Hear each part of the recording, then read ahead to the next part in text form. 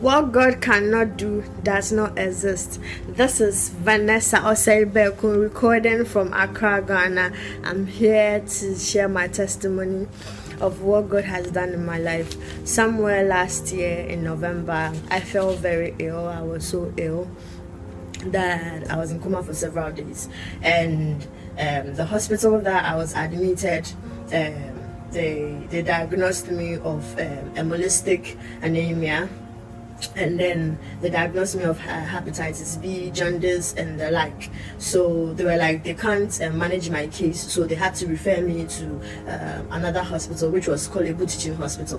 And so when they referred me to the hospital, the doctors at Kolebu was like, okay, they needed to take scan of my vital organs to see if everything was intact, everything was in place.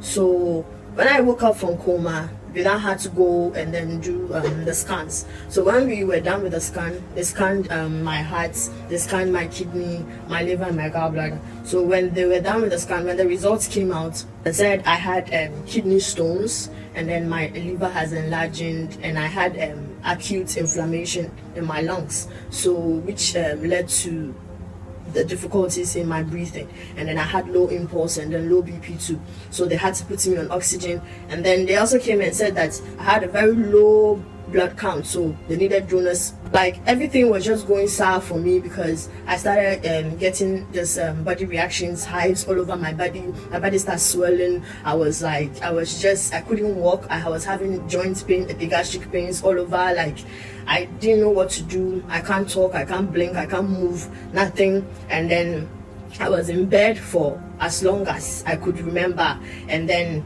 I was peeing through a pipe, and then I defecate using a diaper. So like, everything was just going so bad for me that the doctors were like, the situation is very critical, so they'll have to transfer me to the ICU. Even without contacting my parents, they had to take me to the ICU.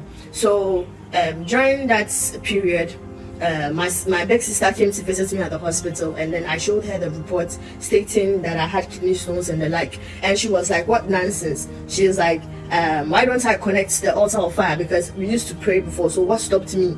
That sickness can't stop me from praying, so I should connect. And I was like, okay. So I took my phone, I clicked on the link, and then I connected. I was praying, although I couldn't open my mouth to say a word, but I was just praying and claiming it. And somewhere along the line, I heard when Pastor Jerry was making declarations that multiple organs are being restored or replaced with new ones. And I claimed it for myself. I placed my hand on the bed, and then I declared that the earth is not going to swallow me, and I'm going to recover, I'm going to get out of this thing alive. So they came and they were like, they have to start giving me treatment, and then I'll have to start dialysis and everything. And I was like, no, I won't do that. Like, it's not possible. So they moved me to the ICU, and for 11 days I was at the ICU. I was just praying. One of my doctors came in and was like, oh, we need to go and then do another scan to check if everything is okay, because they are seeing some progression. And I was like, okay. So we went to do the second scan, and to the glory of God, the kidney stones that they were claiming that I had